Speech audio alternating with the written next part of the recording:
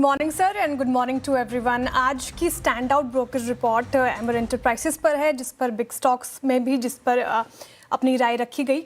अच्छा, amber enterprises क्यों आज का इक्का में हमने शुमार किया है? क्योंकि यहाँ पर जेपी मॉर्गन की रिपोर्ट है और रिपोर्ट जो है वो काफ़ी पॉजिटिव है। अपग्रेड किया गया है, इनफैक्ट इसको ओवरवेट की रेटिंग है। टारगेट प्राइस भी बढ़ाया है, 8,350 रुपये प्रति शेयर का टारगेट प्राइस, यानी कि 15% का अपसाइड पोटेंशियल नजर आ रहा है एम्बर एंटरप्राइजेस में।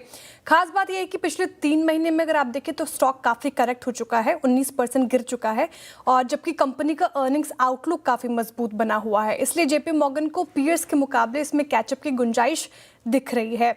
Q1 के नतीजे भी ठीक ठाक ही लगे हैं, मार्जिन्स एस्टीमेट से बेहतर रहा और मैनेजमेंट ने फाइनेंशियल 27 गाइडेंस भी बढ़ाई है। कंज्यूमर ड्यूरेबल बिजनेस के लिए अब 13 से 15% की गाइडेंस रखी है, जबकि कंसोलिडेटेड एबिटा मार्जिन करीब 8% रहने की उम्मीद है, जो कि पॉजिटिव जेपी मॉर्गन मान रहे हैं। एक और बड़ा ग्रोथ ट्रिगर होगा mobile manufacturing. Q1 financial year 28 से शुरू होने की उम्मीद है मोबाइल मैन्युफैक्चरिंग प्रोडक्शन, और कंपनी फाइनेंशियल ईयर 28 में करीब 80 लाख मोबाइल यूनिट्स और फाइनेंशियल ईयर 29 में 1.5 करोड़ यूनिट से ज़्यादा का टारगेट रख रही है। यानी कि मजबूत मार्जिन्स, अपग्रेडेड गाइडेंस और मोबाइल मैन्युफैक्चरिंग अगले बड़े ग्रोथ ट्रिगर्स हो सकते हैं इस पर्टिकुलर काउंटर के लिए। तो आज का इक्का हो सकता है एम्बर एंटरप्राइजेस। आज का इक्का आईजीएल पर व्यू थोड़ा अलग अलग है। यहाँ पर भी सर स्टैक आएगा आपकी स्क्रीन पर। इनफैक्ट डाउनग्रेड हुआ है, नोमुरा ने तो डाउनग्रेड करके न्यूट्रल की कॉल रख दी है, से अभी भी आउट परफॉर्मर की कॉल रख रहे हैं। हालांकि कमेंट्री अगर आप देखें दोनों को ही काफ़ी कॉशियस है। Q1 में आईजीएल का परफॉर्मेंस एस्टीमेट से कमज़ोर रहा, खासकर यूनिट मार्जिन की बात करें तो उसमें तेज़ गिरावट देखने को मिली है। से के मुताबिक यूनिट मार्जिन जो है वो रिकॉर्ड लो पर पहुंच गया है, जबकि एबिटा करीब 5 साल के निचले स्तर पर कामकाज कर रहा है। तो काफ़ी यहाँ पर डाउनग्रेड और कॉशियस नज़रिया। इसके चलते आईजीएल का Q1 पैट एस्टीमेट में 14% एस्टीमेट से 14% नीचे रहा, और से ने फाइनेंशियल ईयर 27 और 28 ईपीएस एस्टीमेट्स में भी कटौती की है। जो कटौती कर लेते हैं तो वो भी बड़ा नेगेटिव हो जाता है। तो 16% फाइनेंशियल ईयर 27 और फाइनेंशियल ईयर 28 में 7% की कटौती की गई है। आगे दिल्ली ईवी पॉलिसी की चिंता का एक बड़ा विषय है।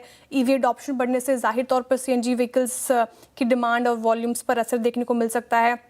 नोमुरा को Q2 में मार्जिन प्रेशर बने रहने की आशंका है, इसलिए यहाँ पर फिलहाल अब डिवाइडेड है ब्रोकरेजेस। लेकिन अगर कमेंट्री अगर आप देखें तो दोनों की ही कॉशियस है सर ब्रोकरेजेस। यहाँ पर जहाँ पर सिटी और नोमुरा पॉजिटिव साउंड कर रहे हैं, वैसे सीएलएस से अगर आप देखें तो अंडर परफॉर्मर की कॉल आ गई है।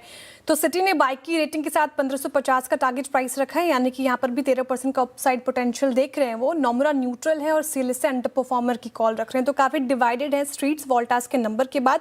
अच्छा, पॉजिटिव क्यों है सिटी वो पहले समझ लेते हैं। तो वोल्टास के लिए सबसे बड़ा पॉजिटिव है आरएसी, यानी कि रूम एयर कंडीशनर में मजबूत वॉल्यूम ग्रोथ देखने को मिली। जून फाइनेंशियल ईयर 27 तक वॉल्यूम 45% साल दर साल बढ़े हैं, जो कि इंडस्ट्री ग्रोथ से करीब डबल है। ये सिटी ने हाईलाइट किया है।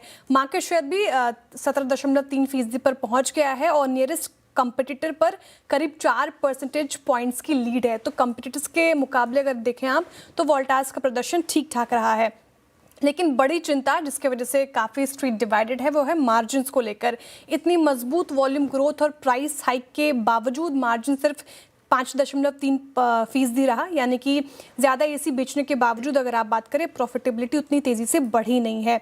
इसी मार्जिन रिकवरी को सपोर्ट करने के लिए वोल्टास ने एटमबर्ग के साथ अपना जेवी अनाउंस किया है, जिसके ज़रिए सालाना 28 लाख आरएसी कंप्रेसर्स की कैपेसिटी तैयार होगी। कमर्शियल प्रोडक्शन करीब 18 महीने में शुरू होने की उम्मीद है, इसलिए सिटी कहीं ना कहीं पॉजिटिव है। अच्छा, सिटी को ये भी लगता है कि कंपनी ने बढ़ती कॉस्ट का बड़ा हिस्सा कस्टमर पर पास कर दिया है और चैनल स्कीम्स कम होने से मार्जिन्स को अब फायदा मिलेगा। लेकिन दूसरी तरफ सीएलएसए और नोमुरा जो कॉशियस हैं वो मार्जिन्स को लेकर है। हाई कंपटीशन की वजह से मार्जिन्स पर दबाव देखने को मिल सकता है, इसलिए यहाँ पर स्ट्रीट डिवाइडेड है।